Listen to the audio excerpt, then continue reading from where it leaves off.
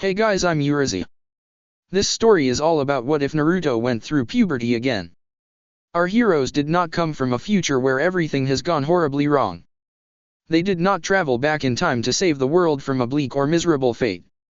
As a matter of fact, all they want to do is find a way back home as soon as possible. Before we proceed with the story, please like and subscribe to this channel if you liked the video, and don't forget to check the description for the other works of the author if you liked the story. Let's start. Chapter 36, Hospital Gowns Are Naked Apron Light. Hospital Room. Timeline Gamma. The future. Nobody takes us seriously. Naruto squinted at the ceiling, discontent, his brow furrowed in frustration. Sasuke frowned and followed his gaze. He saw buzzing fluorescent lights and sterile white tiles, plaster specked and mottled with minute lumps and depressions. Squinting irritably at this reminder of their present location, he glared at the strap on his wrist and the connected four. They were in the hospital, in a private room inaccessible to all but a select few. Most staff didn't even know about this hidden wing reserved chiefly for Umbu injured on top-secret missions, high-ranking members of command, and the Hokage. There was no outside documentation of the secret wing or its patients. All copies of the hospital's blueprints were censored to remove it, even the ones in the Konoha archives. Only 4 medics in the entire village even had the security clearance to actually work in here. Tsunade, Shizune, Sakura, and Mitsuki, and Sakura was effectively out of commission for the foreseeable future. Not that Sasuke or Naruto knew any of this. They just knew that they were in the hospital for today, getting subjected to test after test after test because reasons. Monitors and strange, futuristic-looking devices beeped and whined as they carried out their inscrutable functions, a cabal salad of tubes and wires fastened to their bodies like strings on puppets. It was uncomfortable on multiple levels. Sasuke, for his part, absolutely hated every step of the experience. His strongest memory related to the smells and sights of a hospital room was waking up in one, tired and alone, lost and bereft after the events of a certain tragic night. Being forced to lie in a bed like this, hooked up to a dozen different machines and poked and prodded like a science experiment, reminded him all too much of the shock, the numbness, the helplessness, and the hollow gaping wound of a sensation that was having his entire world destroyed and everyone he had ever known or loved torn away from him before he could even say goodbye. Before he could even understand what was happening. Sasuke grimaced.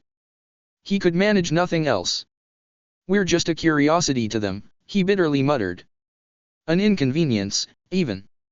The people they really care about are the ones we replaced.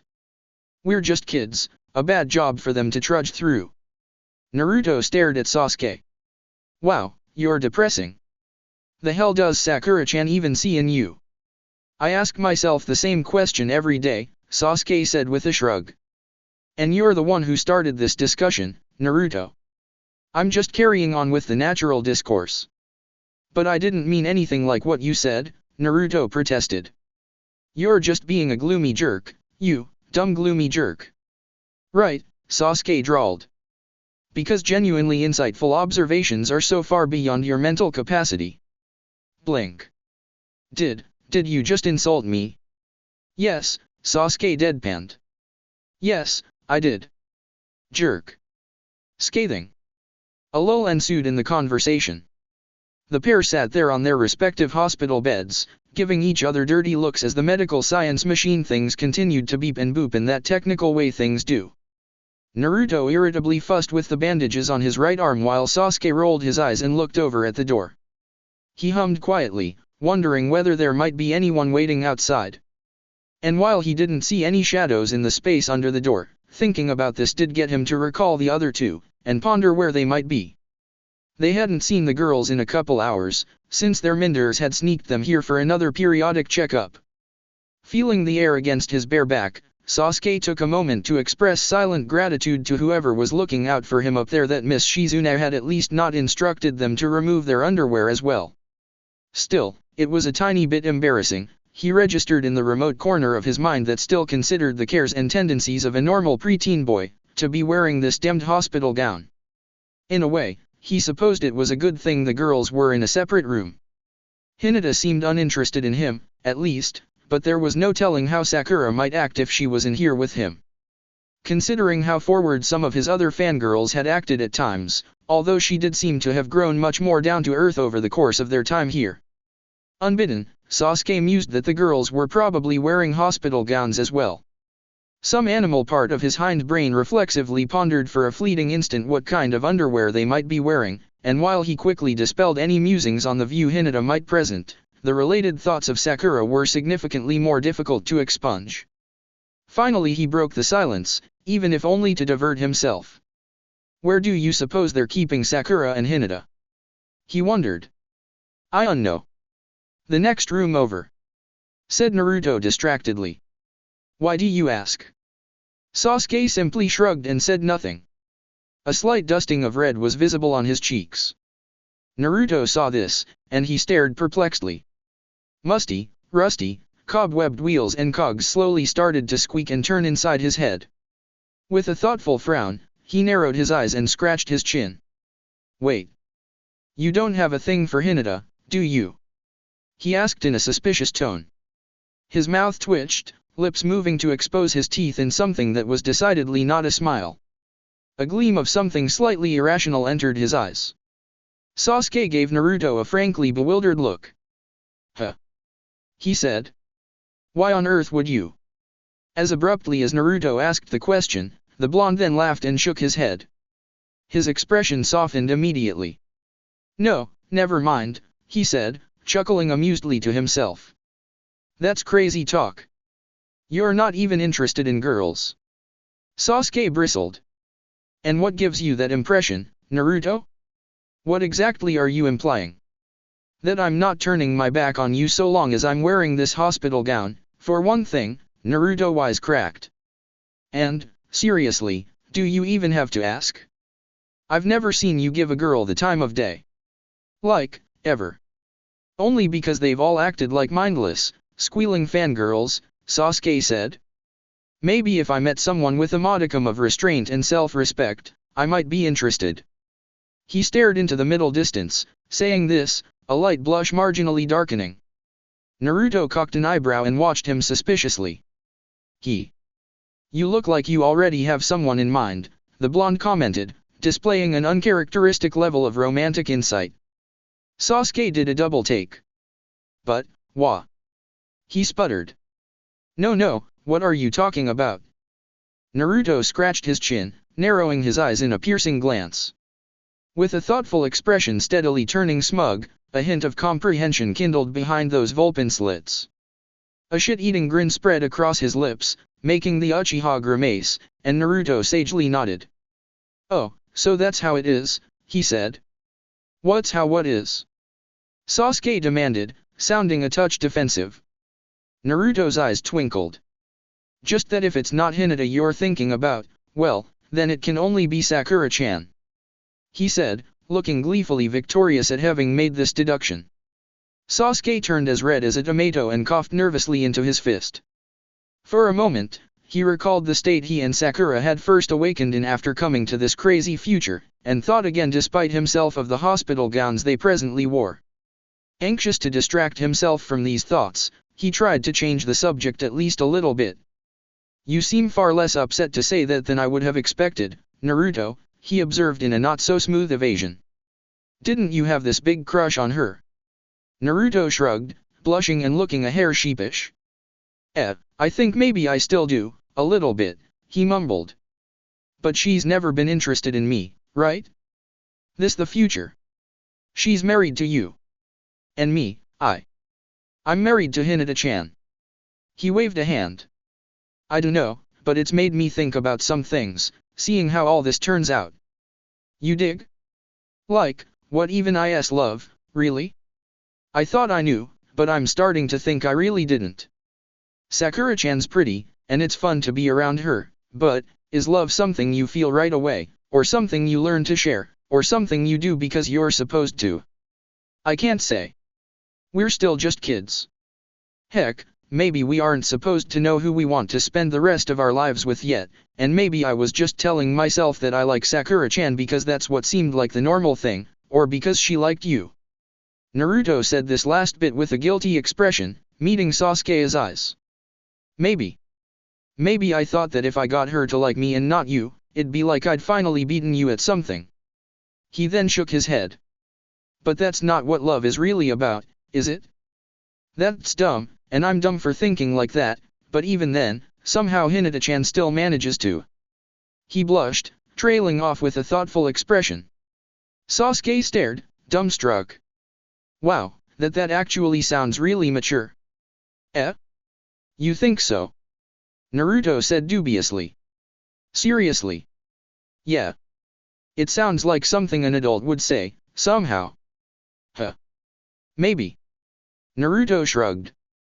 But honestly, despite all that fancy talk, a big part of it is how much Sakura-chan punches me. She does it a lot, and it really hurts. I probably shouldn't like her as much as I do, when you think about it.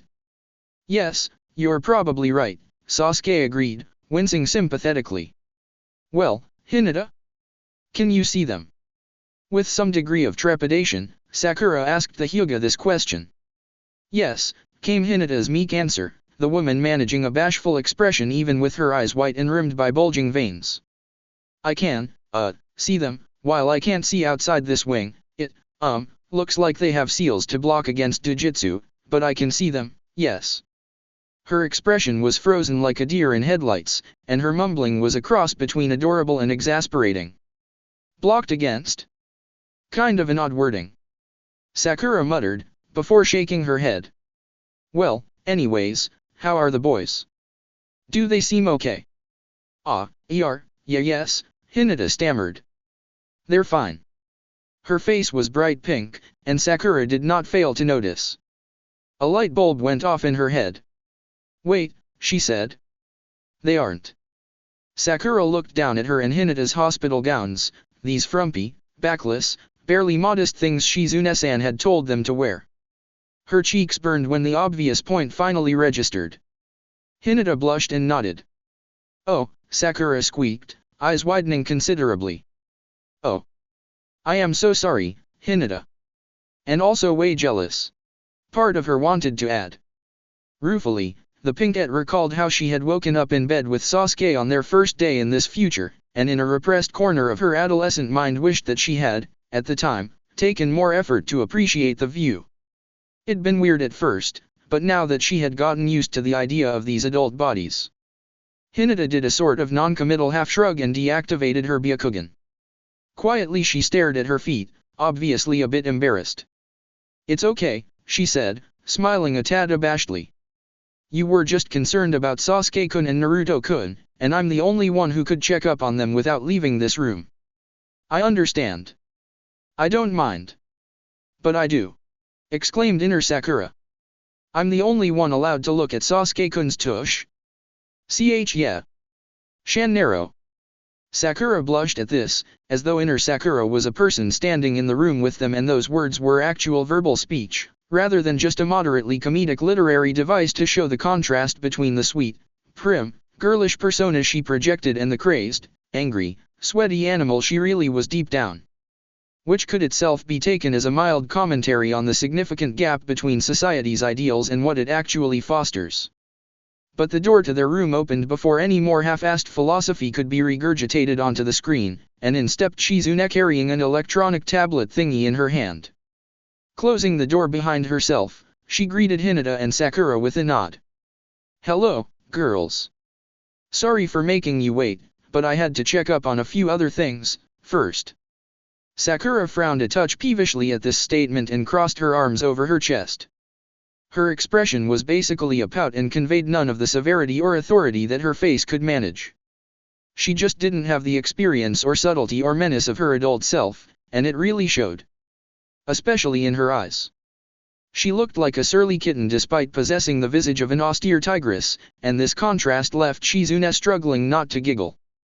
At the other end of the spectrum Hinata mumbled a soft greeting, clearly self-conscious and shy in her present state.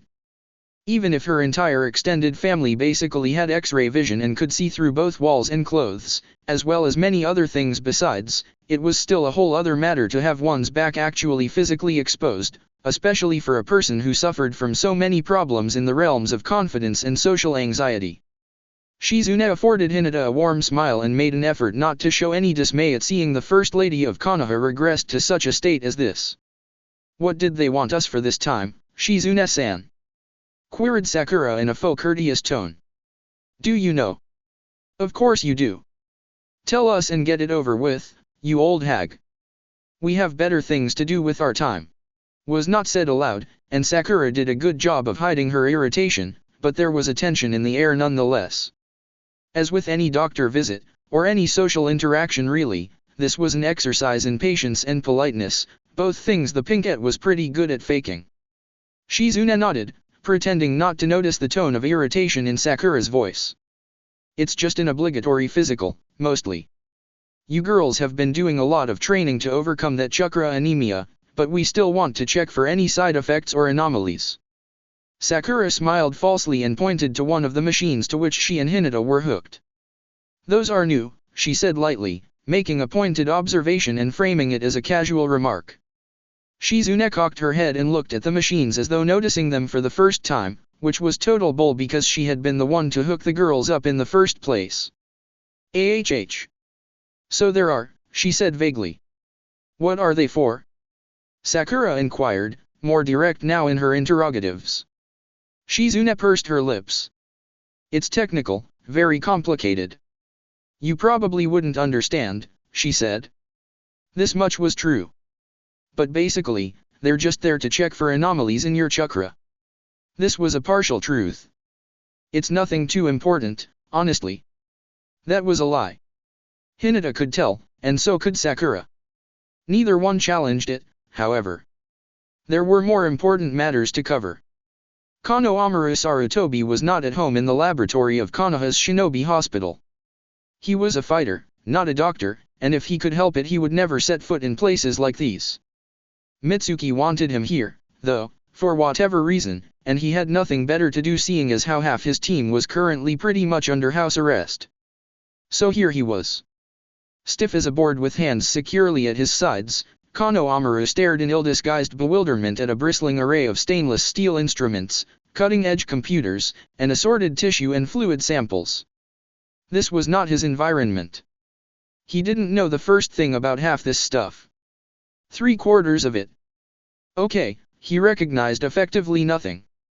That wasn't the point, though. Well, fine, it was partially the point, but primarily it was that Mitsuki looked perfectly at home among all this, even though his sensei was at a complete loss, and the young man worked like the master of a craft, ferrying samples and data sheets between stations, operating state-of-the-art machinery like it was old hat. Konohamaru couldn't help but gape a little.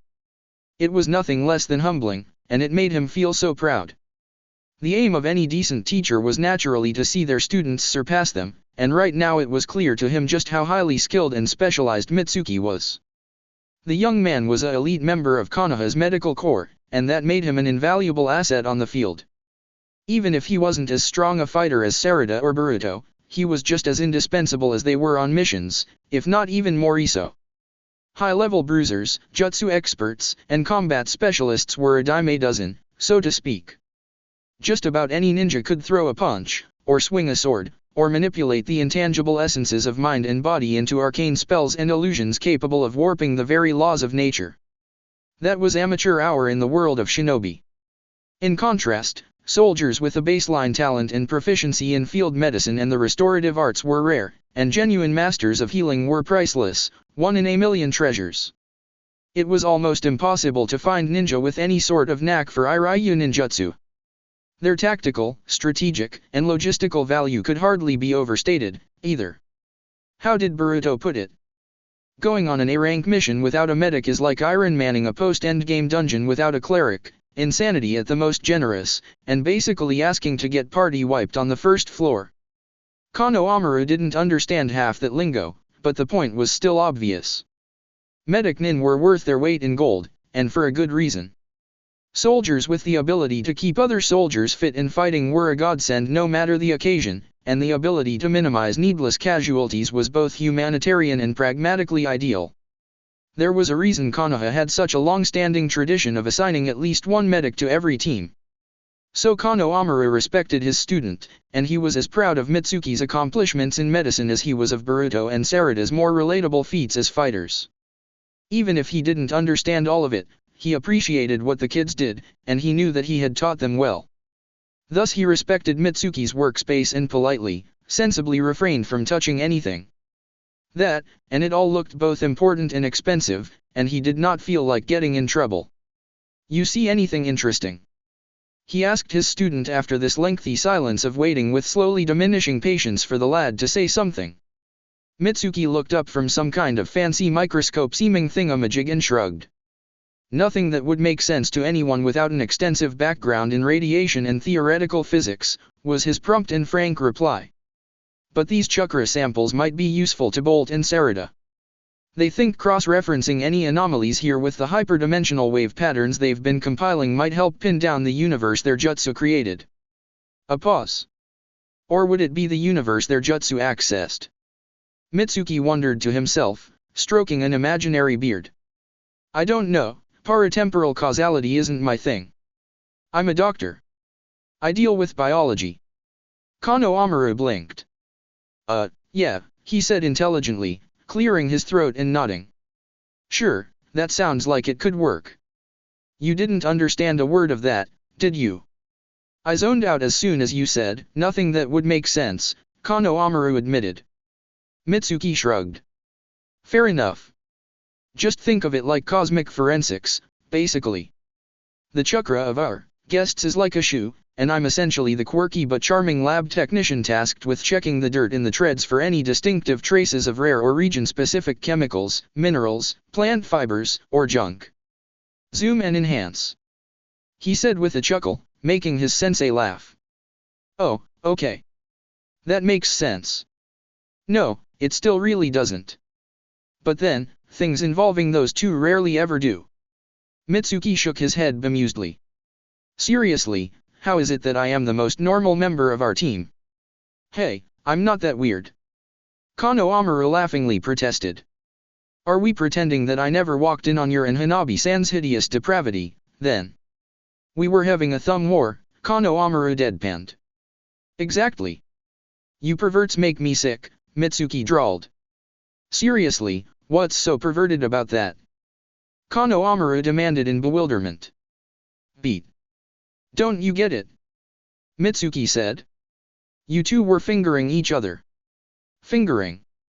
He got a smarmy grin the second he said this, and Kano Amaru twitched. "Nobody with a sense of humor that awful has any right to call themselves normal," he muttered. Once again, Mitsuki shrugged. "Must I bring up the fact that you also spend half your time publicly prancing around in the guise of a naked woman? That's not normal in any context." "Hanabi likes it," Kano Amaru reflexively sniped. "Ugh, keep your sex life out of this," Mitsuki said, making a face. Kano Amaru flushed scarlet. "Gee, get your head out of the gutter, smartass," he said.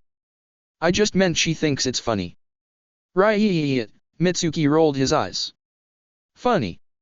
The same way Tamaki-san thinks it's funny when Kiba-san strips down, puts on a dog collar, and licks peanut butter from her." "No." Kano Amaru yelped. "Sheesh. Where do you even hear this stuff?" Mitsuki smiled politely.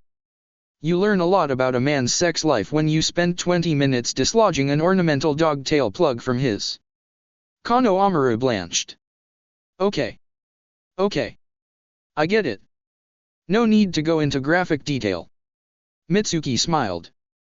"That's what I thought." Red Heart Yamato, also known as Tenzo, also known as Kino, was in a reasonably good mood as he headed back to work from his lunch break. His eyes were crinkled in a pleasant smile, and there was the slightest skip in his step. Despite everything that had happened with the Hokage and his friends and the kids lately, today was a good day for the veteran Umbu captain. It really did make his work feel a lot more rewarding just to know that there would be a beautiful, loving wife to greet him when he got home. Merely thinking about his dear Yukimai and the dimpled freckles of her bright, welcoming smile made Yamato feel twice as vibrant. She was his morning dew and midday sun, the twinkle of her eyes and the press of her lips better able to sustain him than any coffee or bento. They'd talked again the night before about trying for a kid. While such discussion might have stressed or tensed a younger man, and made other men his age worry about various matters of virility and stability, Yamato felt more than ready for a child. Some would say the two of them were far past the age to consider such things, being well into their 40s and nearing the big 50, but with medical science as good as it was and life expectancies for shinobi higher than they'd ever been before, he saw no reason why it shouldn't be possible. It was probably because he was getting past his prime that Yamato really felt the desire to have a son or daughter. He was over the hill, he'd surmounted the peak, and now he was starting to go down the other side. His body was no longer able to handle the intensive training regimens of his youth, and already he had noticed signs of slowed reflexes and flagging stamina. No amount of training could entirely forestall the inevitable march of time, and sooner or later, more likely sooner than not, Yamato would have to excuse himself from field duty as an umbu and graduate to less intensive work as a senior administrator. That, or retire from active service altogether and live off his generous pension as a seasoned and accomplished Black Ops agent. Either way, what better time was there to think about having kids? Yes, there would be naysayers and genuine difficulties. Yamato had no illusions about what impact the nearly sleepless lifestyle of the parents of an infant would have on his aging body, and the stresses of child rearing probably would be harder on Yukamai and himself than they'd be on another, younger couple. But he felt like the potential rewards outweighed the risks, and so did Yukamai. And even if they weren't successful in conceiving, there was still plenty of reward to be found just in trying. Shallower souls might be off-put at the thought of a man who showed his age as outwardly as Yamato did copulating with his wife who, while having aged a touch more gracefully with her civilian lifestyle and generally low-stress outlook, still looked much closer to 50 than 30. But he believed it was a beautiful thing the two of them shared, and she wholeheartedly concurred. So, yes. The two of them had made some very intensive love the night before, and that morning, and during his lunch break. And they had enjoyed it thoroughly, gray hairs, wrinkles, stretch marks and all. But that aside, Yamato had also had a good day in much simpler ways. He'd woken on the right side of the bed, so to speak, and it felt like there was a little ray of sunshine following him all throughout the morning. He'd felt unusually well rested and content filing the paperwork from his latest mission, and even their usual lunch had tasted extra savory. Life today just seemed especially worth living, and Yamato felt like there was nothing that could possibly ruin his mood as he headed back to Umbu HQ. So of course, he had to run into something guaranteed to make his day 100 times more complicated. "Excuse me. Yamato-san, was it?"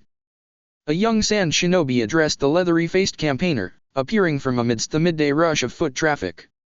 "I have a letter here from Garasama, and I am supposed to deliver it to the Lord 7th. Would you happen to know where I could find him?" Yamato blanched. While he had not been part of the initial briefing, as one of the highest-ranking umbu in the village he had still been assigned to watch over Naruto and the others numerous times over the past months. I can take it to him for you," he said in as polite a tone as he could muster despite being so knocked off balance. "No, I'm sorry but my orders were very clear. I must deliver this directly to either Lord Naruto or his advisor." The Suna ninja gave Yamato a blandly apologetic look. "I see," Yamato said, forcing himself to smile. "Well, Hokage-sama is indisposed at present, but I can take you to Shikamaru-san." It was likely a sign of the young ninja's professionalism that they did not so much as raise an eyebrow at the word indisposed. "I see. Thank you for the assistance." Yamato nodded weakly. Yes, of course," he said. Inwardly, he cringed. Call it an old soldier's intuition, but Yamato had a feeling that this was going to be a mess. And he'd probably be the one who had to clean it up, too. Fantastic. Chapter 37, Funky Monkey. Hokage's office. Timeline beta. The past. Clang, clang, clang. Chitter, chitter. Ho ho ho. Chuckling amusedly to himself, Hiruzen turned the key protruding from the back of the toy monkey and watched as it once more banged its cymbals then bared its teeth, clever clockwork mechanisms causing it to produce a clicking, chattering sound. The Sandaime smiled at the little toy monkey dressed in miniature Hokage robes. It was a fascinating contraption, this tiny simian effigy of himself, something he had only recently stumbled across while going through some of his old things. Idly, He tried to remember how he had come into possession of it. He felt like he had a faint memory of a traveling craftsman presenting this to him as a sort of tribute, or maybe he had bought it at a festival. Or had Jiraiya sent it to him in a callow jest? He could not rightly recall. Well, it wasn't like the origins of the toy particularly mattered. It was an amusing distraction either way. Chuckling to himself yet again, the third Hokage once more turned the dial. Danzo glowered. "Please don't ignore me, Hiruzen," he said, tapping fingers on the handle of his cane. "Nonsense," Hiruzen absently replied. "I'm not ignoring you, old friend. You have my full attention." "Really, now?" Danzo eyed the toy monkey with a scowl. "You have an interesting way of showing it, if that is the case." "What was I just talking about, then?" "Increased funding for research and development," Hiruzen promptly replied. "No," Danzo said, his one eye twitching. "That's not even close." Hiruzen cocked an eyebrow. "Are you sure?" He wondered skeptically. "I know what I heard. You were most assuredly talking about the budget." "That is a terribly weak bluff, Lord Hokage," Danzo drawled. "Puerile mind games won't distract me from the matter at hand." Hiruzen stared at the other man. A long, pregnant silence passed between them. Danzo twitched and glared at the toy in his leader's hands. "Put down the monkey, Hiruzen." "No, thank you. I quite like the monkey," was the Hokage's response. "Put it down," Danzo repeated, a hint of steel entering his eyes. "No. Damn you, Hiruzen, put that blasted monkey down now. You can have it when you pry it from my cold, dead fingers." "A beat. I didn't say oh, for heaven's sake. I don't want the damn thing for myself." "Well, then," Hiruzen smoothly said, turning the dial again and causing the toy to once more chitter and bash its cymbals. "I don't see what our problem is." "Hiruzen," Danzo softly, dangerously whispered. "Put that monkey down and look at me." "No, I'd rather not." Danzo exhaled, tensely gritting his teeth, and with some effort he tried to repress a rising urge to strangle his old friend and rival. Between Hiruzen's refusal to look him in the eye and the accursed, tinny clatter of that obnoxious noisemaker, he did not have very much success. "I swear to God, Hiruzen, either you put that monkey down or I will murder you." "That's nice, Danzo." Clang, clang, clang. Chitter, chitter. Ho ho ho. Danzo roared and snatched the toy monkey out of Hiruzen's hand, before turning and whipping that noisy son of a bitch as hard as he could at the nearest wall. It crashed into the wood paneling, then slid down to the floor. Once more it banged its cymbals, looking remarkably unscathed. Hiruzen gave his friend a disapproving look. "Really, Danzo? There was hardly any call for that." Danzo glared daggers at the Sandaime. "Are we going to completely ignore the elephant in the room, then?" he said lowly. "I'm not sure what you mean," Hiruzen airily replied. Irritably, Danzo jabbed a finger in the direction of Naruto Uzumaki, who had spent the entire duration of their exchange quietly perusing a scroll of Jikuken Kinjutsu, forbidden space-time techniques, in other words. The old warhawk's one visible eye twitched violently, and his teeth audibly gnashed with a painful grinding sound. "Oh, that," said Hiruzen blandly, as though he had only just remembered the boy's presence. "What about it? Why is he here?" "He can hardly take the scrolls out of the office," Hiruzen smartly answered. "Do you think this is a lending library?" Naruto looked up from one of the unfurled scrolls and cocked an eyebrow. Sardonically, he said, "What, you mean it isn't?" "Huh. I guess that would explain the lack of library cards and junk, but then what on earth was the point of doing my sexy librarian jutsu? What would be the point of not using it whenever you have the slightest excuse?" Hiruzen said in return. Naruto laughed. Danzo glowered at both of them. "I absolutely despise you two," he said. "Utterly and completely, with every last ounce of my soul."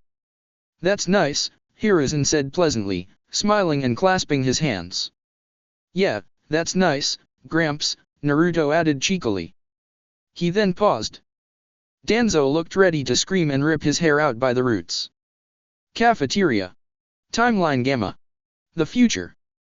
And so it has been decided that I shall pay you a visit, not as the Lord 5th Kazekage, but as a close personal friend. I hope my presence will not overly tax you, for I do not wish to worsen your condition, whatever it may be, but I can hardly stand by and do nothing while you are ill. Look to my arrival within the next fortnight.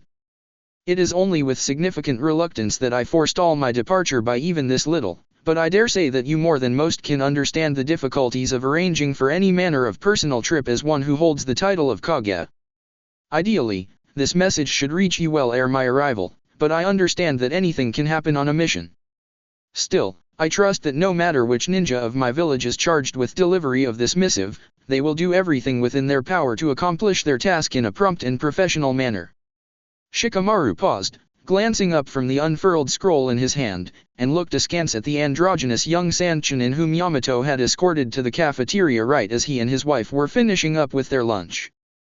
Part of him puzzled at Gaara sending a letter by foot rather than calling or sending an email. Or hell, even at least just using a proper courier ninja, Naruto might have been blacklisted by the guys, but that had never stopped them from delivering to Konoha in general. But whatever, that wasn't the point. He hummed to himself, idly eyeing the sandy-haired youth. They averted their gaze sheepishly in response, although there was no way they could have been aware of what the letter said. But then maybe they just had a general common-sense awareness of how unreasonably long it had taken them to carry this message hither. The date at the top showed that the letter had been written 15 days ago. Half a month. Konoha and Suna were not nearly that far apart. Moreover, Shikamaru was not ignorant to how long a fortnight was. He looked sideways at Temari, his wife, who had just been about to part ways with him when Yamato first showed up with this messenger in tow. She met his eyes with a knowing look, and even without reading the letter over her husband's shoulder she would have been able to guess its contents. He grimaced. "When you say your brother called you the other day," Shikamaru began.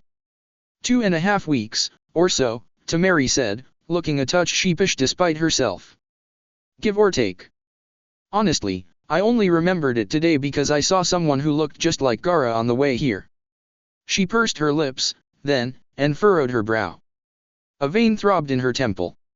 "In hindsight, it probably was him," she muttered, sounding a touch miffed.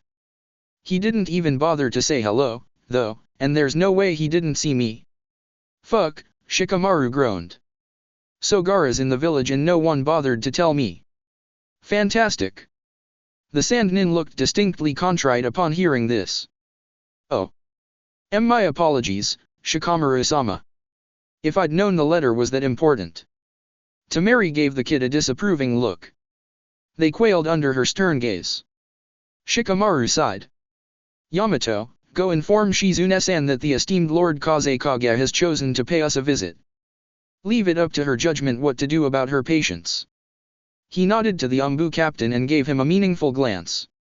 Yamato made a good effort at biting back the weary, frustrated moan that threatened to leak out, but he couldn't quite hide the miserably "damn it I knew this would happen" look on his face. Then Shikamaru glanced over at his wife. His expression was half imploring and half exasperated. Temari smiled sympathetically.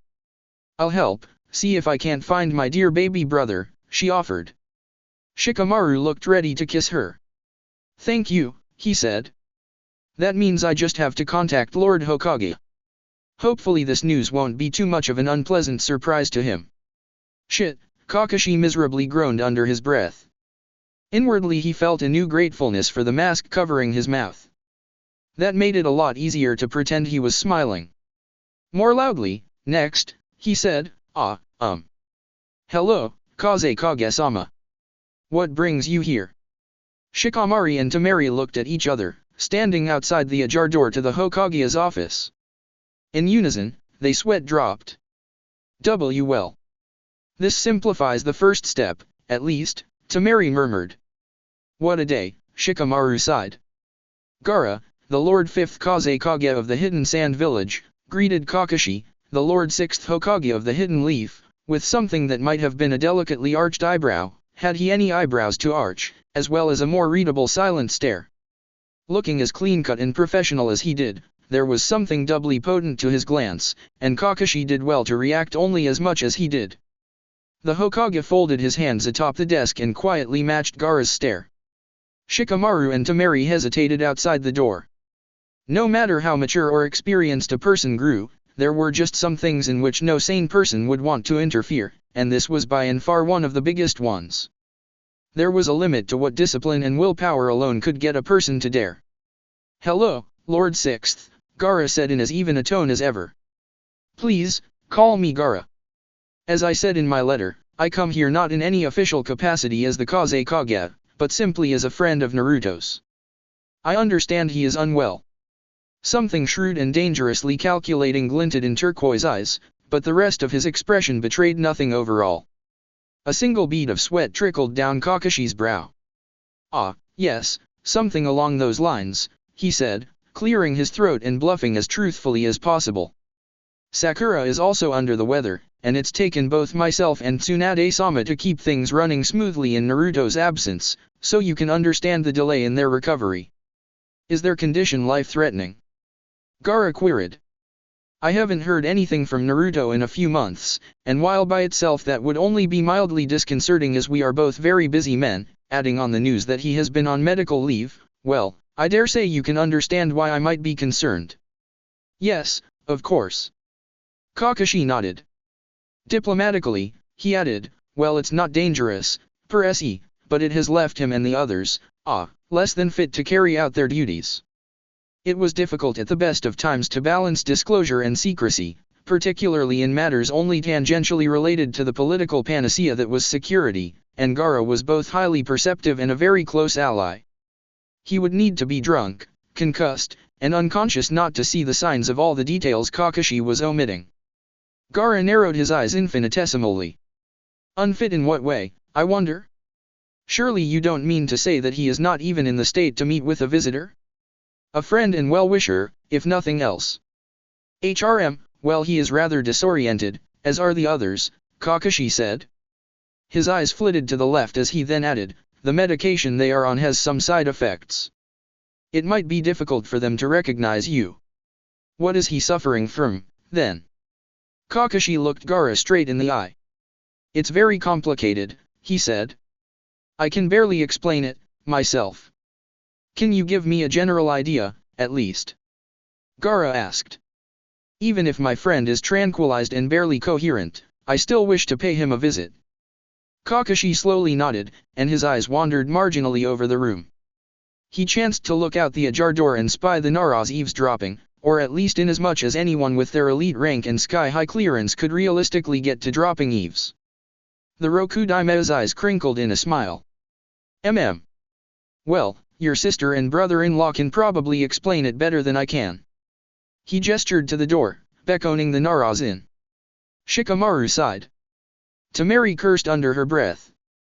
Gaara turned and eyed them expectantly. Hyuga Manor Training Grounds. Timeline Beta. The past. "Very good, Neji-Nisan, Hanabi-chan. Just like that." "Step, step, pivot and jab," Hinata serenely called out to her cousin and baby sister. A calm smile adorned her face while bulging, pearl-scent Byakugan surveyed their practice from the corner of her eye. A calligraphy brush daubed with bluish gleaming black ink swept gracefully down a scroll resting on Hinata's lap, sharp yet daintily controlled movements minute enough that one unfamiliar with the concepts of writing or drawing might be forgiven for mistaking them as arthritic spasms swiftly yet precisely forming the neatly flourished strokes of kanji and kana. Her text was flowery enough to betray that she was well versed in the arts of traditional calligraphy, while still being neat and simple enough to be jotted down economically and efficiently. Her writing was small but clear, and already a third of the scroll was adorned with it. Hinata hummed to herself as she wrote, secure in the knowledge that neither Neji or Hanabi would try to sneak a peek. Not after the disapproving look she'd sent them last time, a maternal hidden that she had long ago perfected as the mother of 2 Uzumaki children, one of them a teenager. It went without saying that she had gotten extensive practice in guilting people with just a look. Neji and Hanabi moved rhythmically and methodically through gentle fist sets, the elder of the two faltering a little more frequently than the younger. Superficially that might have seemed odd, but once you understood the situation it wasn't that surprising. Neji's arms, legs, and torso were being weighed down with 5 kilograms each. After all, for a collective weight of more than 55 extra pounds. Maybe not that impressive on a set of dumbbells, but 5 kilos of constant weight on each limb as well as his core? Apply that resistance to every movement, and it represented an increasing drain on his strength and stamina over time. So he and Hanabi were going through the sets at a reasonably equal pace. More importantly, this hindrance was helping Neji build up the speed of his strikes and dodges, although he had to alternate daily between training encumbered and training unencumbered so as to maintain a tight feel and precise timing with his movements. Hinata took a moment from writing to massage her wrist, which bore a concealed weight thrice as dense as Neji's. It took her a conscious effort to hold back on compensating for the added resistance with strength-boosting chakra manipulation, but it was worth the concentration. Still, a part of her mused that this was about the extent to which her young body could be physically conditioned without having adverse effects on future growth. Also probably around the same level as Lee had been at during the Chunin exams last time, though of course, at their current respective biological ages an extra year of growth could still make a world of difference, and Lee was doubtless capable of handling a third again this much weight, by now. But that wasn't really important, merely a tangential musing on her part. Hinata paused for a moment, lifting her brush from the paper. A thoughtful frown creased her brow as she tried to compose the next sentences in her head. She knew what she wanted to say, more or less, and she had by now made several of the critical points quite clear. There was a bit more still to be said, though, part clarification and part tying things all together. Now she basically just needed to bring it all to its conclusion without leaving too many loose ends. She couldn't think of how to do this yet, however. Her composition was quite long, and reading through all the scrolls she had filled could easily become the work of a few days. There was probably a lot she had forgotten about. Heaven only knew how many details she had put into the text. A lot of it was fluff, filler as some might unkindly call it, pretty but meandering fat dumped out by her pen while trying to plan the next part. Despite an extensive portfolio and modest reputation, she didn't have the habits of a professionally trained writer, and tended to fly by the seat of her pants with few if any real plans beforehand. And while this was not exclusively detrimental or without its own stylistic benefits, stream of consciousness plotting could easily drive her into a corner if she wasn't careful, whether she was writing a novel or composing a letter. It was important to Hinata, too, that she got this down good and coherent now. It was a matter of pride as much as it was a matter of making sure her reader would at least get the gist of everything she was trying to say. Even if they didn't appreciate all of it, and even if they didn't necessarily understand the conclusion she reached, Hinata still wanted to get all of this said and done with. Basically, writing was hard, and writer's block the coldest bitch this side of the Ice Queen. But should that even really need to be said? Sakura hummed cheerfully as she added a quick sketch and a few more notes, diagrams and explanations that would make the average person's head spin, to the contents of her scroll. It was very simplified by her standards, using language as broad and approachable as she could manage, though still only a rather well-read individual would be able to appreciate it all. Sasuke, sitting next to her, glared at his own scroll. He clutched a brush in hand, fiddling it anxiously back and forth while chewing on his lower lip. "This is tedious," he muttered. Looking sidelong at his wife, he added a touch imploringly, "Can't you do it for me, Sakura?" "Honey." "I shouldn't," Sakura said. "You know what Naruto said? These are important messages. It's inane. We shouldn't have to say these things at all." Sakura silenced him with a stern look. "We have to take responsibility," she said firmly. "Even if it's not our fault, we should still be adults about the situation." "Damn it, you have a point," he sighed. "I always do," she said chipperly. Sasuke stared at his paper for several moments more. His expression was blank, hand twitching. Pursing his lips, he wrote a single sentence. "Sorry about the arm." He set his brush down and surveyed his scroll, on which that sentence, and only that sentence, was written. Then he noticed Sakura shooting him a dirty look. "What?" he asked. "Ugh. Give me that," she muttered, snatching the scroll away from her husband. "Honestly, sometimes you are just impossible, dear. I swear, if it weren't for that pretty face I wouldn't know what to do with you." Sasuke smiled a hair sheepishly. "Fair enough. But it is a very pretty face," he said. "Yes, Sakura agreed, grinning a bit wryly. Yes, it certainly is. Turtle Island. Timeline Gamma. The future. Yo, hats on, listen up, I really gotta know. Rapped the bearded, aging Killer Bee without the slightest hint of irony or self-awareness, addressing his Biju in the darkness of his meditative mindscape. What's the deal, what's going on with our buddy Naruto? Jyoki, the eight-tailed octopus/bull demon/Ushio and I, rumbled a non-committal reply. How should I know, B? It's not as though I can read his mind, let alone from this far away. Killer Bee, seated atop his Biju pal's head inside the limitless shared metascape of their minds, stroked his beard thoughtfully. Then he grinned. Hey. Telepathy, don't you know, ain't that a Biju thing? Yo, get on up and just like that, give Kurama a ring. Jyoki blinked. Oh, that's right. I'd completely forgotten about that, he said. Grandfather Rakuto even set up a special mental space for it in Kurama's seal, didn't he? Wow.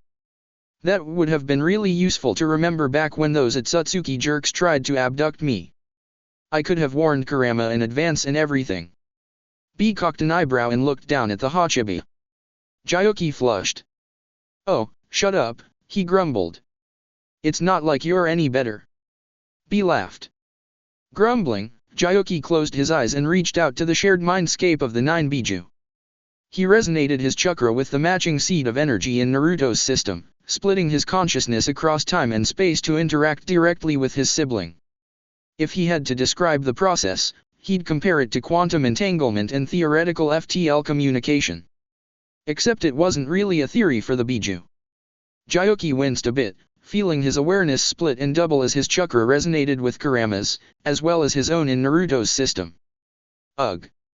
This always gave him such a headache. Kurama. Oi, Kurama, are you there?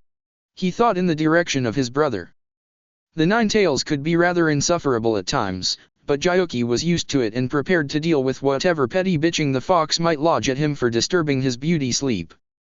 Kindly respond if you can hear me. For a moment, there was only empty quiescence. Then he perceived a belated stirring of wool, and a great piercing eye of crimson.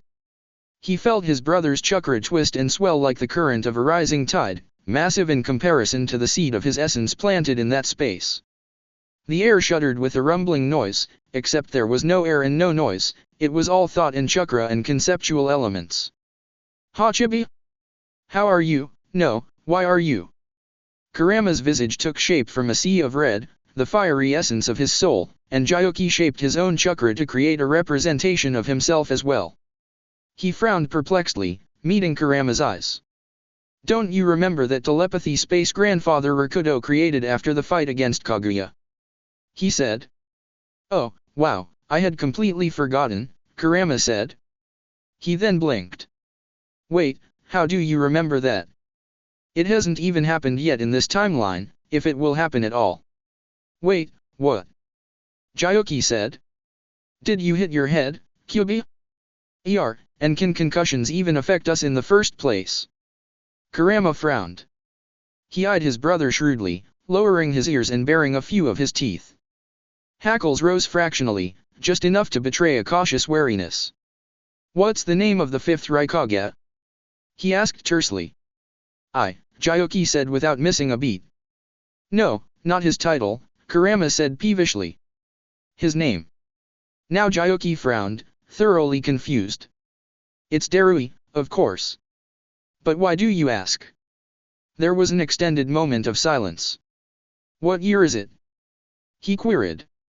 I don't know.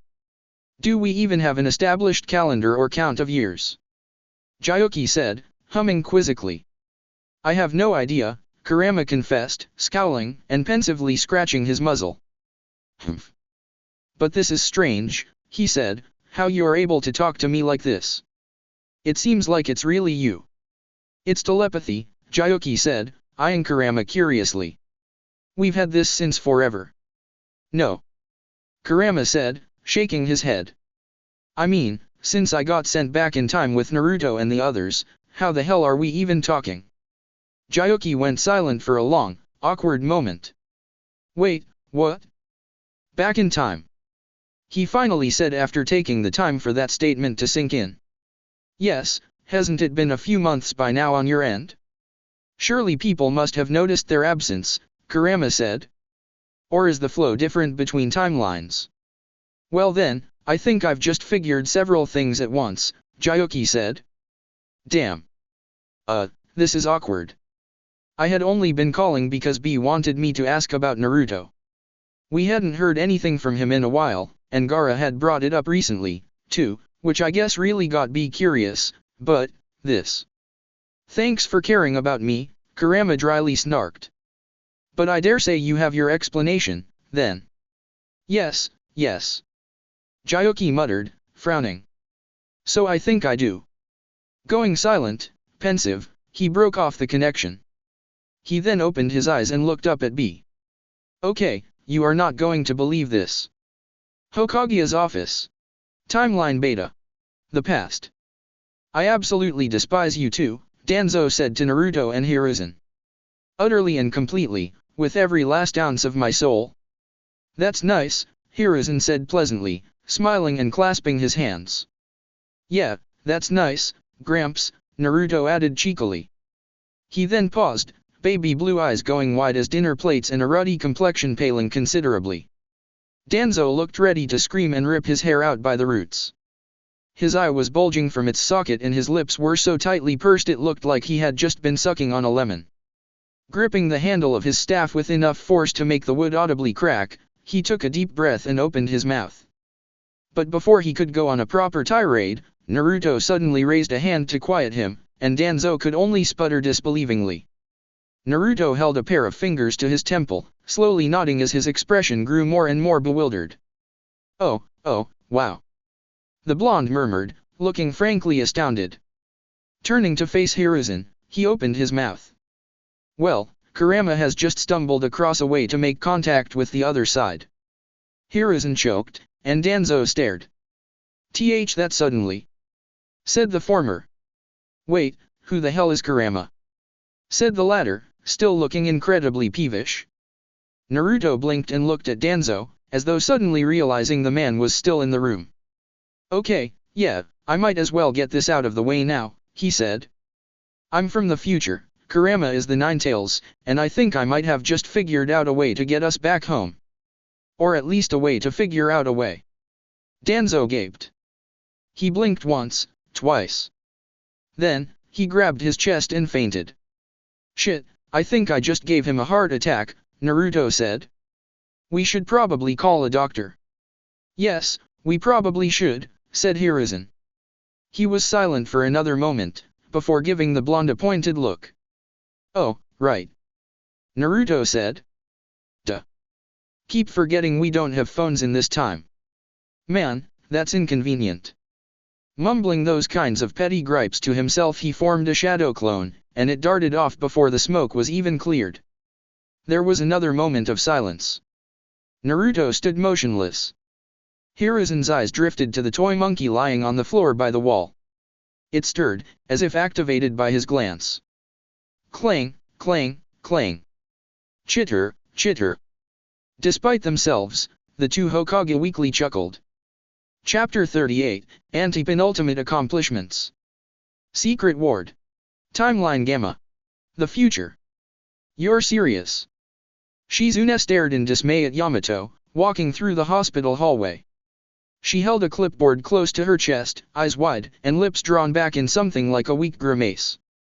Distractedly, she brushed a loose strand of hair out of her face. Indeed I am, said Yamato wearily, sighing as he met Shizune's gaze.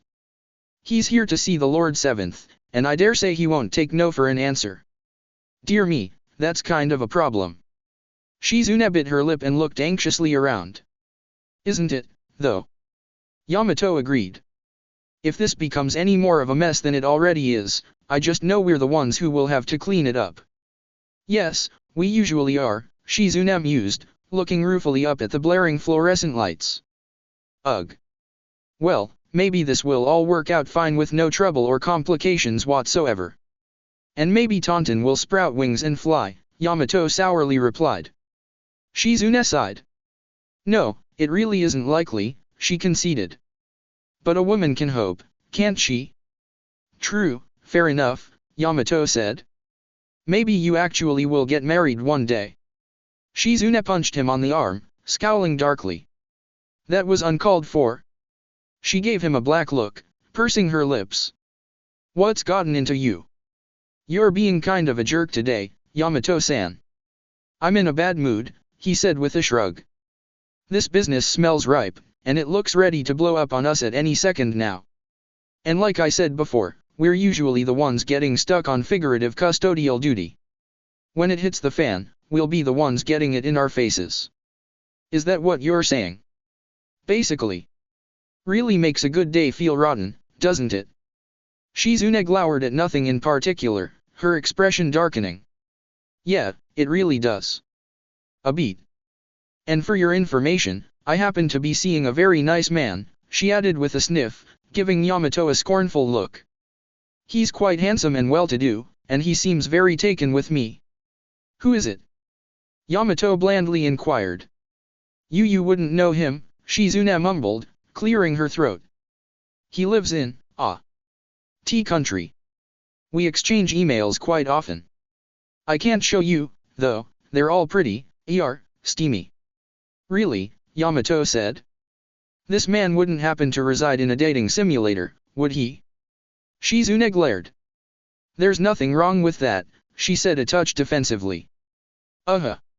Sure, Yamato said, nodding. Whatever you say. I won't judge. Shizune shoved him. Oh, shut up. Let's just go prepare the patients, she said. Prepare them for what? Yamato and Shizune gave a start at the new voice coming from behind them, realizing that they were no longer alone. They spun on a dime, turning around to face the speaker, and beheld the Lord Fifth Kazekage standing right before them. Turquoise eyes were rimmed with dark rings, a cosmetic remnant of his youth, and in the area of his left temple was tattooed the kanji for love. He wore the kind of natural poker face that would send pro gamblers running for the hills. Hearts loudly hammering in their breasts, Shizune and Yamato stared at Gaara. A tense silence reigned over the trio for several lengthy seconds. Temari and Shikamaru then came jogging down the hall from behind Gaara, huffing and redder in the face than they ought to have been as elite ninja. The woman and her husband were visibly a mix of flustered, frustrated, sheepish, and peevish. Yamato felt a little bit of schadenfreude in seeing the pair running after the Kazekage like a couple of commonades, but only a little. He was a nice guy, after all. This is the wing where Naruto is being held, right? Gaara said, looking at Shizune. Put on the spot, and still a tad frazzled from the man's sudden appearance, the dark-haired medic froze for just a moment. She recovered with admirable speed, though, and plastered a professionally pleasant grin across her face. Yes it is, Kazekage-sama, she answered. But please don't spread it around. We keep this ward hidden for a reason. Temari grimaced. Yeah, Shizune? Gaara wasn't actually, given the authorization to come back here, yet, she said. He just ran off from us when we got halfway to the hospital, and now that I think about it, how did he even find this ward so quickly? Sakura-san showed Kankuro and myself where it was back when you were in labor with Shikade, Gaara said in matter-of-fact tone. He cocked his head, looking quizzically at his big sister. Don't you remember? You are severely underestimating how many drugs they had me on, Temari reflexively answered. No way in hell was I going to give a natural birth, not when I had access to state-of-the-art medicine and first-rate care from Konoha's finest professionals. I don't remember much from that day either, Shikamaru added with a shrug. Childbirth might be a beautiful thing in an abstract, moral sense, but everything between her water breaking and cutting the umbilical cord was a frantic, sweaty, gory blur. I'd like to keep it that way. Gaara pouted. Well, we were there, he said. And that's how I knew where to find the secret ward. Say, why did Temari have to give birth in here, anyway? Yamato wondered aloud. Politics, Shizune promptly replied. That, Temari said, and a vocal minority of stubborn, xenophobic jackasses. Oh. That makes sense, Yamato said. And considering that the initial inspiration for the creation of the ward had come from a comment Naruto made to Sakura after the war about the circumstances of his mother's death, it really did. Another pregnant pause followed. Shizune looked around at the other four, bit her lip, and sighed. With an air of slight reluctance, she gestured for Gaara and company to follow her. Shikamaru looked like he was itching for a smoke, and Temari was clearly forcing herself to smile, still miffed by her baby brother's earlier rudeness. "You're here to see Naruto, of course. Isn't that right?" Shizune remarked, looking over her shoulder at Gaara. It was an easy deduction to make, really, hardly the makings of a mystery drama. He wouldn't have come all this way for anyone but family or Naruto, and the Naras were all healthy as horses. Or deer. Or horse deer. Baka. Yes, Gaara redundantly said, as though Shizune's reckoning needed any confirmation.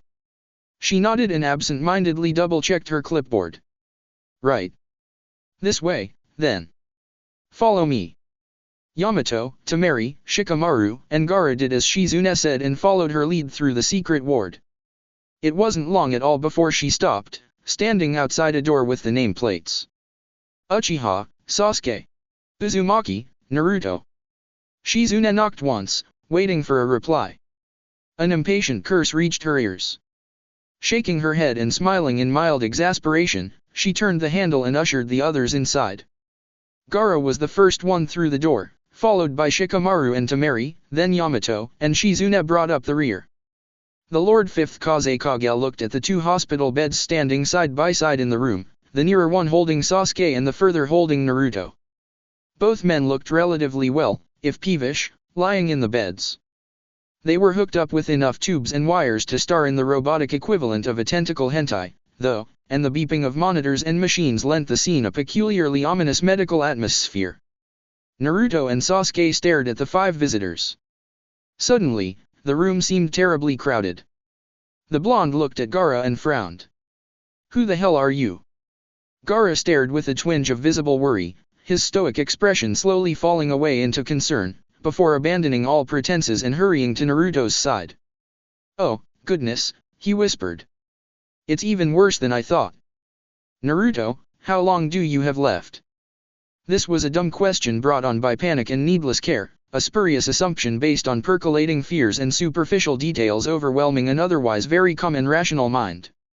Normally Gaara would have been able to take one look at the scene and tell that Naruto was just fine, physically, at least, under all the wires and junk, but emotional investment could make people act terribly irrational, and there were rather few individuals about whom Gaara cared as deeply as Naruto. His lover, his family, his village. Those were the only things Gaara placed as highly in care and esteem as he did the Lord 7th Hokage, and in some ways the blonde superseded at least one or two of those. Plus underneath the stoic intensity and unreadable expression, the Kazekage was secretly an awkward dork. So when he saw Naruto lying on a hospital bed and hooked up to like 100 different tubes and wires, possibly a slight exaggeration, he naturally freaked out and jumped to a few hasty conclusions. That was only natural, because humans are dumb and irrational creatures deep down. Naruto, at Gaara's words, went from blankly staring to blinking once, twice, thrice. His eyebrows rose into his hairline. "Sh. Shizune-bachan, we're dying." Naruto exclaimed, whipping his head around to look at the woman, whose eye was twitching at being called bachan. "Why didn't you tell us earlier?" "No, Naruto, you're not die," she began to say, only to be cut off by Sasuke. "Oh, yeah, you're dying all right. A terminal case of ignoramus syndrome, from the looks of it," the Uchiha deadpanned. Shizune shot Sasuke a black look, before she cleared her throat. "No, Naruto, you're not. Is there a cure?" The blonde shamelessly blubbered, tears pouring down his whiskered cheeks like twin waterfalls. "Like I said," Shizune vexedly interjected. Does he need a blood transfusion? An organ transplant?" Gaara asked, now looking determined. "I'll do whatever it takes to save him." Shizune snapped. Pow! Bop! Wham! Naruto and Sasuke sported brand new, matching, throbbing hematoma. Gaara was bemused, a few grains of sand trickling down from a superficial crack in the sand armor on the top of his head. Shizune winced and shook a red, stinging hand. "Oh ow ow." She whimpered, feeling like she had just punched a brick wall without using any chakra reinforcement. Snappily, she then hissed, "He's not dying." Naruto blinked. "Oh," he said. Then he breathed a sigh of relief. Gaara blushed underneath a concrete carapace of hardened silica granules. "Oh," he said, awkwardly clearing his throat. Shizune glared. Konoha/Kumo/Biju telepathy space. Error, value unknown. ER. Both. Neither. N/A. Killer B held his cell phone up as high as he could reach, precariously balancing himself on an outstretched chakra tentacle atop the highest peak he could find. The reflective outer surface of his sunglasses gleamed in the light and his face was screwed into a look of concentration as tiny, barely visible sparks of electricity danced over his fingers. "Yo, Naruto, what do ya know? You say I gotta call your son, but what if that boy is busy, yo? Say, tap in his girl's tight buns." Linked through telepathy with his sibling, Gyoki tried not to groan as he relayed his Jinchuriki's message to Kurama. The Nine Tails sniggered at the embarrassment clear in his sibling's pitch and hue as the Eight Tails conveyed B's query, with the utmost reluctance communicating it verbatim to the infuriating fox. Kurama repeated the message to Naruto with mirthful relish, greatly enjoying the surge of beflusterment he felt from the blonde in response to the mental image of his son quote-unquote tapping any part of Sasuke's daughter, let alone in such a ribald manner as B's question suggested. Blushing hotly, the adult Naruto coughed into his 13-year-old fist and looked down at the scroll he'd been writing in. He absent-mindedly checked to make sure the language was clear and simple, using as few complicated kanji or technical terms as possible.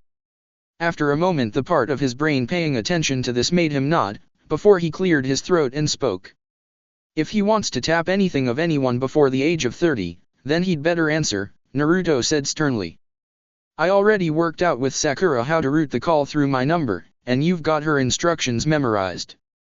I don't care if I'm not personally there, Bolt will answer that call, or I will find a way to lecture him across space and time." In their telepathy zone, Kurama looked at Gyoki for a long moment.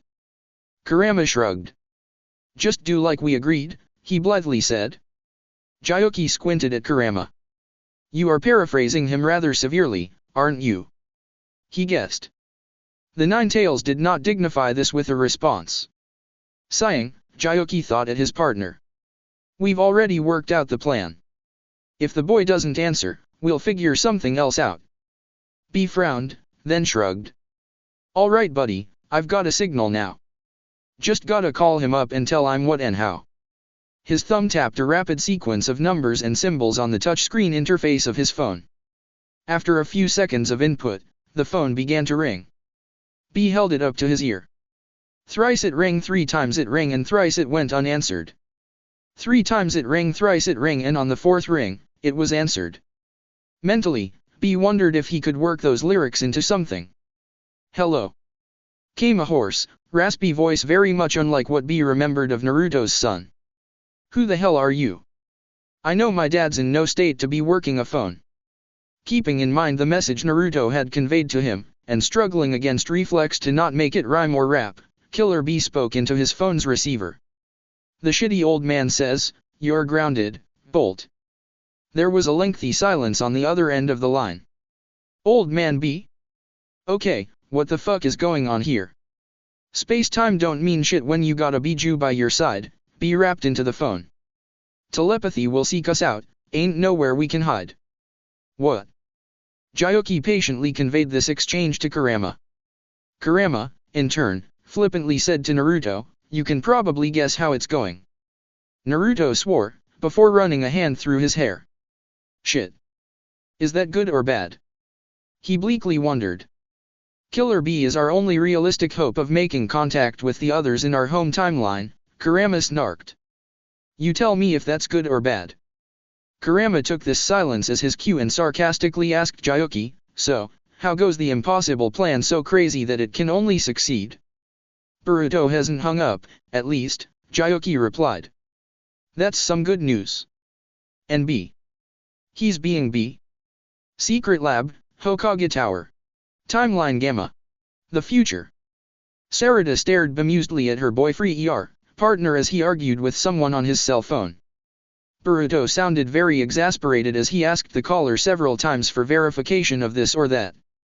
She could figure out, from listening to Boruto's end of the conversation, that the person he spoke to was the venerable, or at least aging Jinchuriki of the Eight Tails, and that somehow their discussion had something to do with his father. She hadn't quite been paying attention at first when he answered the phone, but when she heard him groan and tiredly ask the caller to repeat whatever they had just said without wrapping it, "Please and thank you," she found herself getting intrigued. Thus she watched and listened with perked ears and arched eyebrows as Boruto spoke on the phone. Okay, can you tell him I've been working on identifying potential coordinates? I've been able to narrow it down to a dozen or so. Well, yes, Sarada's been helping out a lot, too. A pause. Boruto's face went beet red. No, I have not been, tapping that, he mumbled into the phone, low enough that Sarada reckoned he was trying, if failing, to keep these particular words inaudible to her. And even if I was, it would be really rude of me to just discuss it with anyone who asked. Sarada sighed, thinking ruefully of how little private time she and Bold had been able to get in the past couple months. She very much would have liked to be able to brag about tapping that, a part of her thought as her eyes wandered down Boruto's back, but unfortunately they'd been so busy working on this that they really hadn't been able to make any time. Not for lack of trying, either. Please, don't, Boruto said on the phone. I'm sure your song is lovely, but if you're in contact with him, we really should focus on this. That is, figuring out how to reverse that whole mess. You know what Uzumaki-ans are, right? We've been using those too. A pause. What do you mean, you've never heard of them? They're an elementary particle crucial to explaining the pseudo-material properties of chakra at high densities. Without them Biju would be intangible and invisible, and like half of all jutsu in existence just wouldn't even work. Another, longer pause. Seriously, this was published in all the respected scientific journals last year, you know? All those articles about Boruto Uzumaki, the genius wunderkind who single-handedly hypothesized, observed, and proved the existence of these aforementioned Uzumaki-ans. A beat, yet another pause. Bold coughed. Okay, yes. I suppose I might have, done an interview for Play Ninja Publishing as well. Cloud Village Cuties is owned by them, right? The blonde looked askance at Sarada, who looked away and pretended to still be working on the computer. Covering his mouth, Boruto then whispered into the phone, his voice just low enough that Sarada would have missed it if she hadn't actually been paying the utmost attention. Well actually, I've always been more partial to hidden mist hotties, myself. Sarada resisted the urge to giggle and snort at how secretively Boruto said this. As if she didn't know about his secret porn stash. And as if he didn't know about her secret porn stash. Or the real person/fiction about him and Mitsuki. But that was another matter altogether. Yeah, that's basically it. A bit simplified, but it seems you do get the gist of what we're doing, at least. He paused for a few seconds. What do you mean, you don't? How could it be any more obvious how this should work? Ugh, okay, I guess you're not really trained in advanced physics, but can you at least tell our dads to channel their chakra? Sarada perked up at this. Again, another mention of Lord Seventh, and this time her own father as well. This was curious, and Sarada could not help but idly wonder for just a moment if Bold was somehow talking about his actual dad, and not the scrappy loud mouth of a twerp who'd replaced him. But that couldn't possibly be the case, she told herself. Could it? Look, we have the machine right here. I can turn it on now and fire at each of the possible space-time coordinates. If all of them work together we can at least figure out when and where the hell they are. Sarada frowned. Okay, what the hell? There was no way this could be interpreted in any other way, yet there was no way that he could actually have any means to do what his words were suggesting.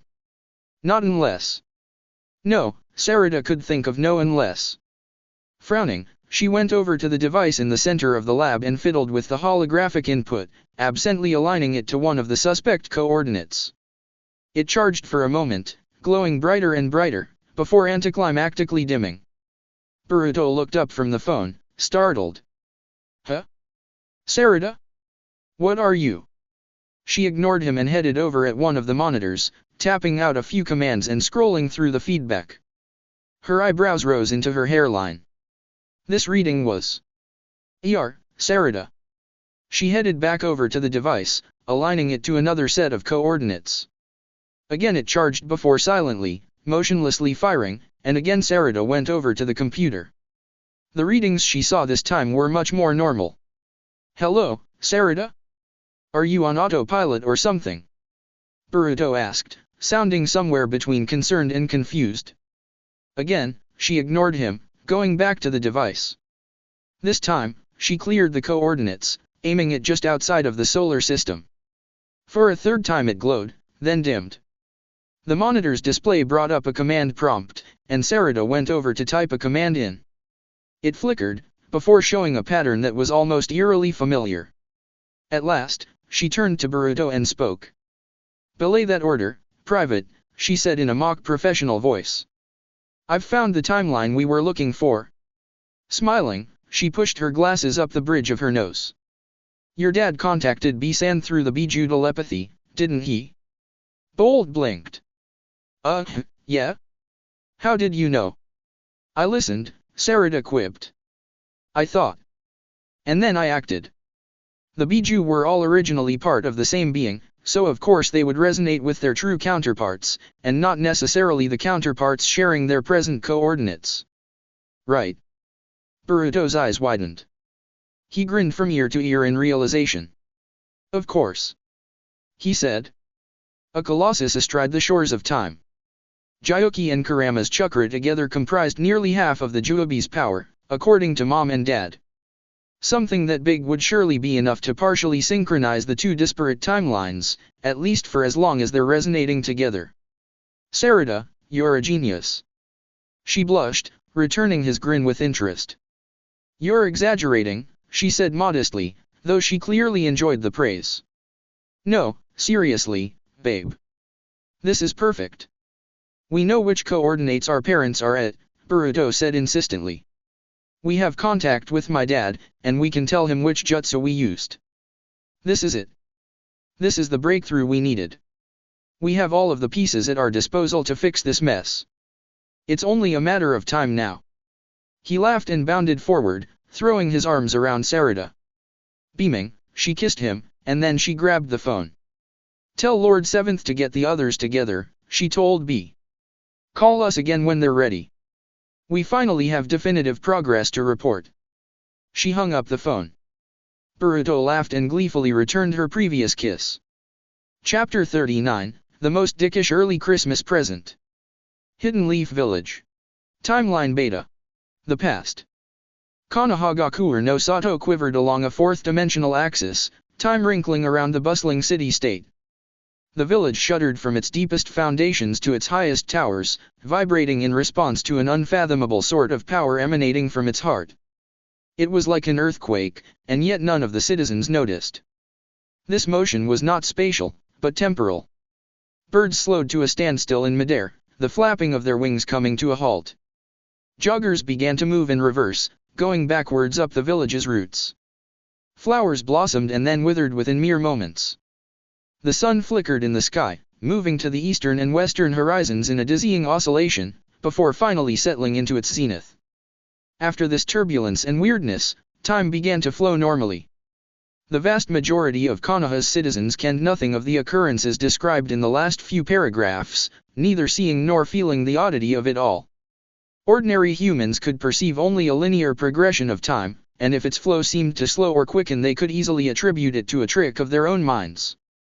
Even in Hokage Tower, in the Sandaime's office at the very epicenter of this event, it was not directly observed.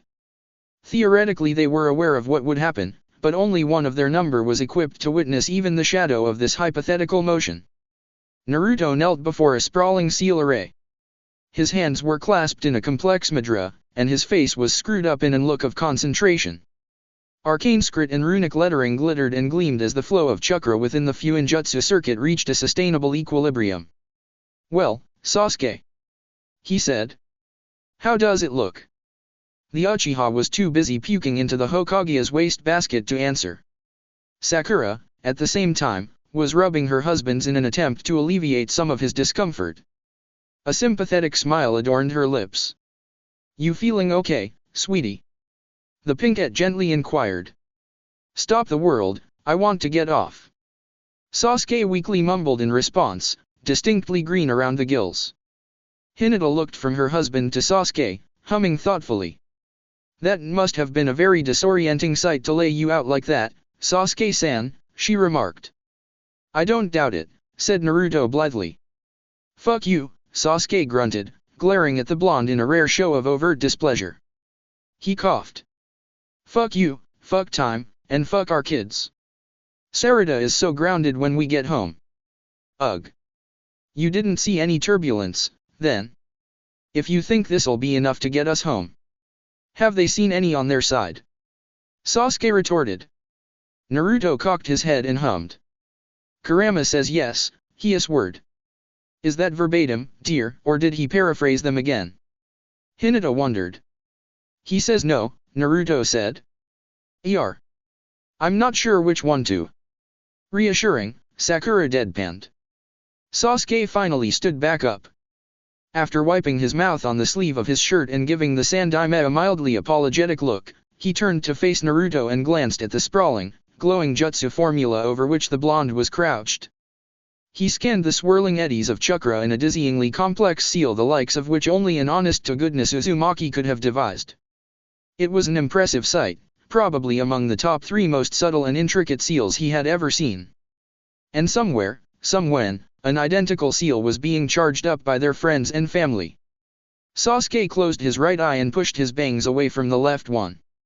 He felt the floor give way under his feet and saw ripples in the fabric of space-time, threads of probability spooling together into a singular cord that stretched out into the infinite void beyond the boundaries of perceived reality. Naruto pushed a little more chakra into the jutsu formula, and Sasuke watched as everything the lay people thought they knew about time was offhandedly defenestrated.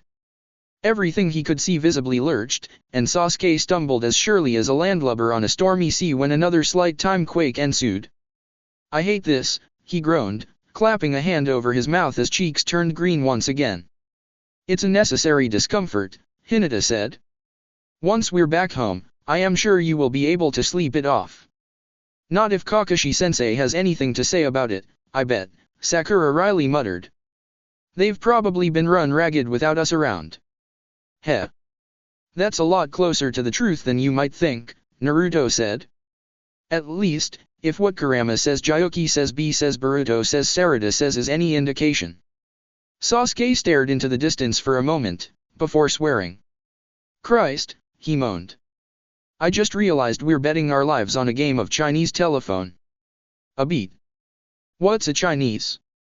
wondered Hinata. "Or a Christ?" added Sakura. "It's kind of a long story," Sasuke said. "Not really that important." Sakura quirked an eyebrow at him. He blushed and looked away. "Well," Naruto interjected, "it looks like preparations are nearly done on their end. Is there anything you still need to do before we go home? Besides marveling at how quickly things seem to be moving after almost a year or so of aimlessly puttering about." Sakura said. "No, I don't think so." "Hinata?" Naruto asked. "Nothing that can be done in your present body, Naruto-kun," Hinata replied with an eager glint in her eye. "It has been far too long." Naruto's face reddened, and he coughed sheepishly. "All right," he said. His gaze grew distant, and he smiled a hair dreamily. "You're beautiful no matter how you look, darling, but I have to admit, I am very eager to get reacquainted with the girls." He glanced south of his wife's neck for a moment. Hinata smiled knowingly and clasped her hands over her chest. "I dare say they'll be glad to catch up with you as well," she said sweetly. Sakura grinned rakishly. "Yeah, I agree," she said. "I am so excited to finally have a real pair of tits again. And for Sasuke's dick to actually." "Okay. No need to go into detail, honey." Sasuke hastily interrupted, his face beet red. Let's just get this over with, huh? It's weird having 2 arms again. I feel dirty." Grimacing, he raised a bandage-covered left hand and moved it in an awkward wave. "Don't be such a baby," Naruto said, rolling his eyes. "Sure, it's a little funky at first, but having a prosthetic arm isn't that bad. It's better than having no arm, at any rate." "I politely disagree," Sasuke sniffed. "Secret Lab. Timeline Gamma. The future. Well, Sarada? You ready?" said Boruto, looking a tad anxiously at his partner and girlfriend. "As I'll ever be," Sarada bleakly replied. Naruto, Sasuke, Hinata, and Sakura sat to one side of the room. Mitsuki and Konohamaru were on another side. Kakashi, Gaara, Temari, Shikamaru, Shizune, and Yamato filled out the rest of the room. Himawari was presently in school. "So," Gaara said. "Time travel, was it? And you didn't bother to inform me. I would have gladly assisted, you know." He gave his sister and brother-in-law a disappointed look. "Yeah, okay, that one's on me," Shikamaru conceded, coughing into a fist. "I helped," Temari insisted, giving her husband a hard stare. "Where's Tsunade?" Kakashi wondered. "Covering Sakura's shift at the hospital," said Shizune. "It's so crowded in here," Yamato muttered. "Tell me about it," sighed Konohamaru. "Do you two need any help, Bolt?" "Sarada?" Mitsuki queried. Naruto absently squeezed Hinata's hand. She blushed a fluorescent crimson hue. Sasuke stood an inch or two closer to Sakura than to the others, and she smiled thoughtfully. "All right," said Sarada, holding a cell phone to her ear. "We're ready." Boruto nodded as if affirming her statement. He brought his hands up into a seal. "They're ready, hats on. Let's get it on."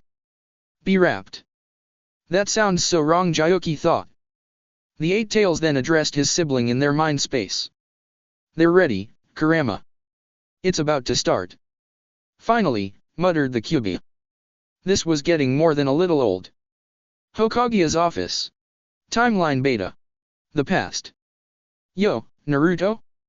It's time." Kurama said this to his Jinchuriki. "Okay." The blonde nodded and looked at his wife and teammates. "You ready, guys? We're about to see some serious shit." "Hold on to your butts," Sakura quipped, eyes flitting appreciatively down the backs of the other three. "How does the jutsu go again?" Hinata wondered aloud. "It was something like this, I think," said Sasuke, weaving a few seals. Naruto and Sakura nodded before joining in. "Seijin," said Naruto. "Hitsuji, Saru, Eni, Torai, Inu. Ram, monkey, rat, bird, dog." "Koshin," said Sakura. "Me, Torai, I, Eni, Saru. Snake, bird, boar, rat, monkey." "Jikin," said Sasuke. "Hitsuji, you, Tatsu, Uma, Tatsu. Ram, hare, dragon, horse, dragon." "Mawashi," said Hinata. "Uma, you, me, Inu, me. Horse, hare, snake, dog, snake." Secret Lab. Timeline Gamma. The future. Saru, Tatsu, Eni, Torai, me, Ushi, Inu, Uma, Tora, I, Hitsuji, you. Monkey, dragon, rat, bird, snake, ox, dog, horse, tiger, boar, ram, hare. "No jutsu," chimmered Boruto and Sarada. "Beat." For a moment, everything stood absolutely still. All heat, all motion, all time froze in a singularity as heavy as the very planet itself. The air was molasses, the sun's rays like daggers of ice, and the heart of Konoha was perfectly silent. A pin dropped. Energy was equal to the value of mass multiplied by the speed of light to the second power. Within every atom lay a world of potential, all matter capable of conversion into pure heat in motion. Potential realized, bonds severed, substance obliterated. Power was loosed in the most devastating expression conceivable. There was a flash of light, a booming sound, and heat, heat, heat. To say Konoha was leveled would be a gross understatement. It was completely annihilated, all matter within it converted directly into energy. This was no fission cascade, no atomic detonation. This was instantaneous and absolute destruction, akin to a matter-antimatter reaction. The explosion was bright enough to eclipse the sun, its sound a shockwave that leveled everything short of mountains out to the most distant horizon. Earth buckled and cracked, the crust splitting open with a deep rupture, the crater from this blast enough to expose the planet's liquid mantle. Lava flowed up and out like blood from a stab wound, spilling over the land. Dust and smoke and ash rose in a mushroom cloud vast enough to blot out the sky, thick enough to linger for many years, black enough to cast a midnight gloom over the elemental nations. An ice age would come, a winter to last for 7 years to the 7th power. The world was irrevocably changed, a blow which could very well spell the end of the shinobi era, if not all of humanity. It was an event comparable to, nay, exceeding that which killed off the dinosaurs, a global catastrophe that would change the face of the very Earth itself. This was one way their attempt to reverse the time travel could go, and in accordance with multiverse theory this was undoubtedly one of the ways that it did go in a great number of divergent timelines. Every action brought another fork in the path, and every possible result played out simultaneously. The world could be destroyed, time could be unraveled and reduced to a single point, the universe could be wiped clean in a hard reset of causality, the two disparate timelines could be mashed back together with adult and child minds inhabiting the same bodies, and nothing could happen at all. All of this, and every other conceivable outcome, would and did happen in at least one timeline. But thanks to a mix of quantum immortality, anthropic principle, and plain old narrative bias, for the sake of this tale we shall follow our heroes into the one outcome where they succeeded. The one outcome where they came home. It was disorientingly anticlimactic. When the jutsu took effect there were no theatrics, no smoke, or flashes of light. There was no transitory stage, no acid trip hallucinations, no swirling tunnel of clocks and hourglasses. Like Hyration, it was simply instantaneous. One moment, they were tweens with small, if well-conditioned, bodies and childish proportions. The boys had nothing especially significant between their legs, no exceptional tone or definition to their muscles. The girls had busts of no impressive size. Well, Hinata was hardly flat, but the difference between her 13-year-old self and her 30-odd-year-old self was still bigger than Sakura's, and their hips were, the hips of preteens. Physically, the four of them were little more than kids. At least until they suddenly weren't. The transition was so abrupt that Naruto nearly fell flat on his face. His eyes went wide as he listed backwards in a body bigger and taller than the one to which he had grown accustomed. His conscious mind reeled at the sudden changes in proprioception and his center of gravity. An elite shinobi's reflexes let him catch himself and correct his balance before he could actually fall, naturally, but it was still a terribly close call. Hinata, abandoning her usual demure subtlety, threw her arms around her husband and kissed him deeply the moment she realized they were back. Baby. She reveled in the feeling of his hard, firm, Manxome body beside hers and snatched an eager feel off of his backside. Damn, she had almost forgotten how good this felt. Something pressed against her leg, and Hinata's heart leaped. She could have wept for joy. At the same time as this, Sakura was, greeting a pair of sorely missed old friends. She squeezed them tearfully, holding them tight to her sternum. I missed you so much. And, oh, man, I am so happy to see you too. And, have you gotten bigger, or is it just me? And other such sentiments spilled from her mouth as she stroked and fondled the duo. She sniffled and even sobbed a little, so happy for this reunion. Most of the room's occupants averted their eyes, politely ignoring Mrs. Uchiha as she welcomed her boobs home. Sasuke gave his wife a smile and a squeeze on the shoulder, seeing her tearfully happy expression as she looked from her chest, to their daughter, to their friends and comrades. He then turned and walked up to Sarada, who stood stock still and stared at him. She was visibly tense, clearly glad but also anxious to see her father, her true, unmistakable father, restored back to the person he should be. Riley, Sasuke poked the bespectacled young woman on the forehead. You know, I should really ground you for this, he intoned. Sarada smiled apologetically and let out a nervous laugh. Her cheeks were pink, and her eyes flickered over her parents' forms. She fidgeted, toeing the floor and fiddling with her fingers. So you guys know, huh? She said. That it was. We figured it out a while ago, yes, Sasuke replied nonchalantly. You two are usually at the center of messes like this. Sarada blushed and looked over at Boruto, who seemed very uncomfortable as his parents kissed before a roomful of spectators. She then met her father's eyes and quirked her lips in a sign of something not unlike contrition. "You really should ground me, huh?" she murmured, not so much a question or a statement, but rather simply a series of words which flowed out of her mouth with no real meaning or intent behind them. Sasuke said. "I should, but I don't think I will." Smiling softly, he pulled his daughter into a one-armed hug and squeezed. Sarada squeaked and blushed, abashed but grateful, and returned the gesture with only a little hesitation.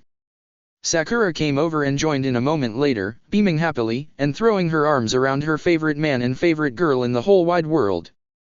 "So, what have we missed?" she cheerfully inquired, giving her precious darling baby a grin. "Less than you'd expect," Sarada said, shrugging. "Honestly, I think the only thing of note might be the fact that we're all several months older. And I suppose that could be rather depressing if you really thought about it, but I'd rather not dwell on the subject." Sasuke and Sakura shrugged and waved this off. Meanwhile, Naruto and Hinata had finally managed to pull themselves away from each other long enough to actually greet their son. "Where's my sweet little sunflower?" was the first thing Naruto said, looking around the room curiously. Boruto twitched. "She's at school, Dad," he said. Naruto pouted at this. "It's nice to see you again, dear," Hinata said in turn, giving Bolt a motherly hug.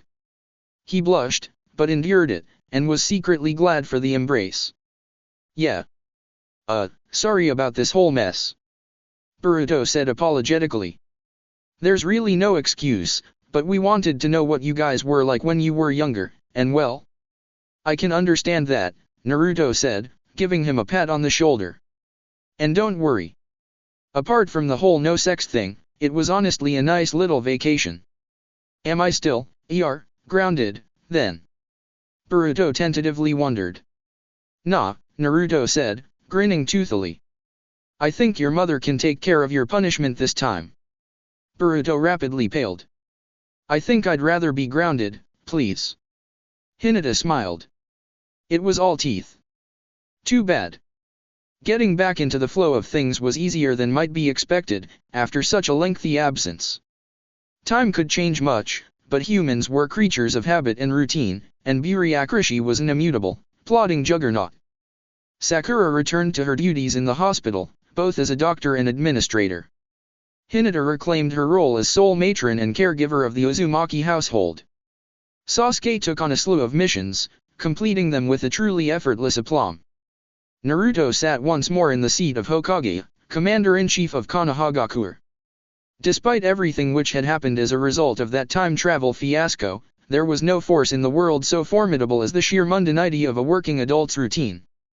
Gainful employment was a thing which fed upon itself like an Ouroboros of pure boredom, bull-headed lemmings clinging to any rock they could find in the waters of an uncertain economy. People would do whatever they could to ensure the continuation of normalcy. There were speed bumps along the way, of course, small changes here or there which tripped the quartet up in little ways. Naruto had to learn a handful of updated information security measures, forced by Shikamaru to memorize a truly nightmarish assortment of mind-bogglingly complex new passwords and encryptions. Sakura needed to study up on a few changes in administrative procedure in the hospital, as well as a handful of experimental drugs and medical techniques developed in the interim. Hinata and Sasuke had fewer troubles in that regard. While Naruto and Sakura were entwined with the black, icy heart of Konoha's bureaucracy, the two Jujutsu wielders had been smart enough to avoid going that route with their careers. Sasuke was a field operative, while Hinata was a stay-at-home mom. Procedural minutiae and legal mumbo-jumbo were not nearly so important to them, and for this they were greatly envied by their respective spouses. But the more things changed, the more they stayed the same. No matter what happened, status quo was an immortal god enthroned on a hill of skulls, drinking the blood of virgins from a chalice of razor-faceted obsidian. Many brave fools had tried to slay it, but it was not something you could fell. Only time could change the norm, and not nearly so much time had passed. Naruto, Hinata, Sakura, and Sasuke resumed their duties with only a little difficulty in the grand scheme of things. They caught up with friends and family, making excuses with some and telling the truth to others. Ultimately, though, their experiences in the past made more for little more than a novel tale to share with close acquaintances. All in all, the time travel fiasco would eventually become just a moderately classified footnote in their history. Himawari was spoiled a bit by her parents in compensation for their absence, and she would grow up a little scary as a result, but some would assert that she'd already been going that way from the start. She was still a sweet little angel when it suited her, either way. So, not much really changed for them. The world they had worked to shape was not so flimsy as to be unmade by such a brief absence on their ends. Their younger selves, on the other hand. Chapter 40, Epilogue, Cue music, roll credits. Kakashi and Anko got married 2 years after the conclusion of the time travel fiasco. They filed for divorce 6 months later, and then they got back together again a year after that. Things were really awkward for a while there, what with Obito and the whole shared field of view. Iruka and Shizune got married 3.5 years post-event, a week before Kakashi and Anko's second marriage. Shizune continued working as a medic, and Iruka kept right on teaching. They have 3 children, 2 of them are named after marine mammals. Itachi was sworn in as Lord 5th Hokage after the end of the Kite Wars. First Lady Karen Banna redesigned the uniform to show off his chest, to the almost unanimous delight of Konoha's androsexual population. Itachi was only mildly perturbed by all the attention. Ino wrote a best-selling series of sapphic graphic novels illustrated by her boyfriend, Sai. Critics loved it, despite the ecchi elements and unremarkable plot. Sakura, for her part, wasn't sure whether to be happy or unnerved that the main love interest so strongly resembled her. Hayashi Hyuga did nothing of note, aside from avoiding anything that might upset his daughter. Shino became head instructor for Umbu's training division, for all of 3 days. Then he was transferred to the academy after complaints that his methods were instilling severe entomophobia among the recruits. He maintains a strong, long-distance relationship with few. Kiba became a world-renowned dog breeder. Tamaki, his girlfriend, wrote a play about his life. It was heavily fictionalized and only barely resembled reality. Akamaru retired to a life as a stud, mating with all of the Inyazuka's fittest bitches. Neji finally caught a break when he married Tenten, who opened a bookstore after her weapon shop failed to attract business. They have no kids, but not for lack of trying, or so Tenten will say with a wink and a grin, if pressed on the matter. Orochimaru discovered a cure for cancer. Unfortunately, it only worked on sharks and furthermore caused them to mutate into flying, amphibious hellbeasts as a side effect. He was subsequently barred from practicing medicine. Kabuto became de facto leader of Otagakure and transformed it into an international powerhouse. His administration was dogged by scandals, however, and ultimately he was forced to resign amidst allegations of jaywalking, illegal experimentation, and possessing weird fetish porn. Kisame took Orochimaru's flying cancer sharks, media's name for them, not his, and trained them to become a first-rate circus act. Also a fearless death army, but mostly the circus thing. Kurui married Chuji Akimichi. She was quoted after the reception as saying, "Chubbies forever." Her husband, in response, cheered, "Pet Anko forever." They then started making out and ripping each other's clothes off. Mei and Haku had 6 children, with 3 Kekai Genkai each. Their academy peers all called hacks, while historians laughed themselves into hysterics at the irony. Everyone agrees that Haku still looks better in dresses than his wife does. Nagato denounced prior claims of godhood, declaring himself a Kirishitan convert. Nobody knew what that was. But in the absence of Lord Pain, the ninja of Ame formed a sex cult around Konan. She was just barely more flattered than creeped out. After Kabuto abdicated his post, Tayuya assassinated the next in line Kimimaro and took over Oto in a bloody coup. She reigned long as a military dictator with private secretary Kin at her side, partly because she sensibly avoided conflict with the other hidden villages, Konoha, in particular. Hiruzen enjoyed a peaceful retirement after appointing Itachi Uchiha as his successor. He lived long enough to see the birth of his first great-grandchild. Danzo resumed their rivalry through games of Shogi and Go. Asuma died a natural death of lung cancer at the age of 63. Kurenai survived him by another 11 years, before succumbing to kidney failure and cirrhosis of the liver from a life of hard drinking. Guy lived to be 100. He kept on shouting about the spirit of youth the entire time. Lee and Karen got married 6 years after their first meeting, and they named their first son Metal. He, in turn, eventually named his own son Blues. Zabuza commissioned the carpenters of Wave to renovate much of Kirigakure's infrastructure. Tajuna and Inari charged through the nose for every last board and nail. Yotakata married his student, Hotaru, the day after she completed her training. He returned to Kiri, too, under the stipulation that the village provide them with a 5-star honeymoon suite. Killer Bee and Yujito opened a school to teach Jinchuriki how to cooperate with their Biju. And in between classes, they did a lot of cooperating with each other, too. Nudge, nudge, wink, wink. Han developed a working steam engine to power Iwa's electrical generators. He then blew all his patent royalties at the racetrack. Rashi moved to a distant tropical island in order to perfect his martial arts after a fateful encounter with Might Guy. The last anyone heard of him, he had taken to calling himself the Turtle Hermit. Gaara became a porn star, and his performances earned him a massive following throughout the Ninja Confederacy.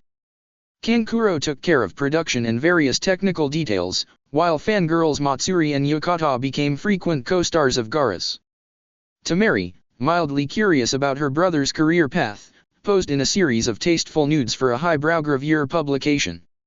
She regretted it very much 20 years down the line when she caught her son and his friends with a copy of that very issue. It was an immensely awkward confrontation for all involved. Shikamaru enjoyed an average, mediocre life, at least until he married Tamari. Akechuchi became Chuchikage. His cousin, Kurachuchi, became Kankuro's co-producer. She eventually starred alongside Kankuro in a porn of decidedly more private nature. It complicated a lot of things for them when said video got leaked onto a fledgling internet. Mabi became 5th Raikage the day she figured out how to weaponize her light-speed transportation jutsu. Nobody fucked with her after that, except for Darui. But that was more a bedroom kind of fucking, and it was very much mutual, besides. Jiraiya continued writing Icha until the day he died, except for a brief period during which he and Tsunade enjoyed a late-life fling. Nobody remembered Baki. Sasuke Uchiha followed in his brother's footsteps and joined Umbu, operating for a while as a squad captain. He racked up a staggering number of mission completions, and played a pivotal role in the Kite Wars. When that was over, he retired from Umbu and rebuilt Konoha's military police. Sakura Harino joined Konoha's medical corps, studying under some of the world's best and brightest minds. With the notes left for her by her future self, she revolutionized the field of medicine and earned a place in the history books among the greatest doctors to ever live. Hinata Hyuga, after some well-deserved lessons in confidence and self-esteem, became head of her clan and abolished many of its most backwards and oppressive traditions. She also revolutionized the approach toward training children, emphasizing positive reinforcement and flexible routines. Naruto Uzumaki was a key player in multiple conflicts, struggling through many obstacles and pushing himself to live up to the reputation of his future self. It was hard going, and would have broken most people, but if anyone could do it, he could. It wasn't always easy, and they faced myriad hardships along the way, but Naruto, Sakura, Sasuke, and Hinata grew with every challenge. They ultimately lived up to, and even surpassed their future selves. Because that was just how they rolled. Obito tried to take over the world in a series of conflicts known as the Kite Wars. He was ultimately defeated with a cooking pot and a wooden spoon. That's it for part 13. Thank you for watching and see you on the next video.